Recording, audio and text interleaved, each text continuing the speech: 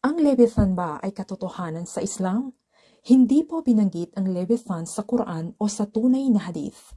Kaya sa Islam, walang patunay na ang Leviathan ay isang totoong nilalang.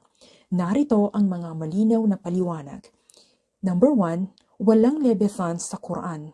Ang Quran ay hindi nagsasalita tungkol sa isang higanteng halimaw sa dagat na tinatawag na Leviathan. Ang binabanggit ng Quran ay ang kapangyarihan ni Allah sa paglikha ng malalaking nilalang sa dagat at langit. Sabi sa Quran, at siya ay nagpalaya sa dalawang dagat, at mula roon ay nakakakuha kayo ng sariwang karne at palamuti. Surah An-Nahl 16:14.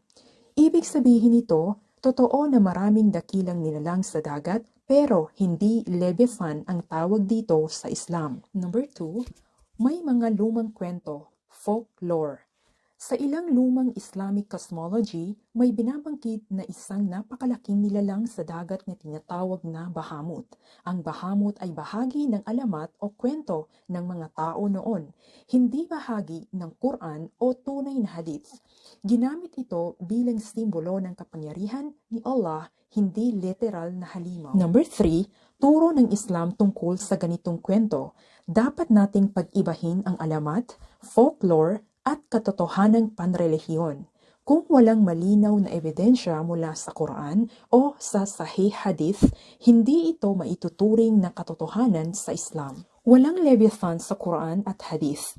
Ang Leviathan ay galing sa Biblia at alamat ng ibang relihiyon. Ang Islam ay may kwento tungkol sa Bahamut. Pero alamat lang ito, hindi doktrina. Ang tunay na katotohanan ay si Allah lamang ang nakakaalam ng lahat ng nilalang sa dagat.